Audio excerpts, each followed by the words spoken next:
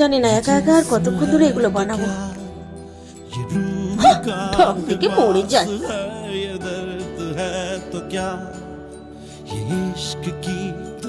শুনো বটে, তোমার বর টাকা পয়সা কম দেয়, সেই জন্য এই বাড়ির কাজ করবো সব তুমিই একা করবে। আজ বাড়িতে এত লোকজন নিয়ে পূজা করছে তবু শুধরালো না। এদিকে সেই কোন সকালে ছোট বাচ্চাকে কোল ছাড়া করে আমি কাজে বসেছি, তাতে কারোর ভ্রুক্ষেপ নেই। আর আমরা তো ওদের টাকায় বসে বসে খাই, সব কাজ তো আমারই করা লাগে। এই যে ঠাকুরের কাজে কোনো কষ্ট হচ্ছে না।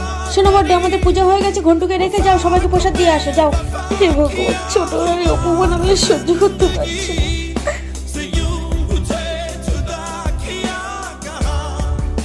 এক্সপো আর কি কিছু করতে হবে?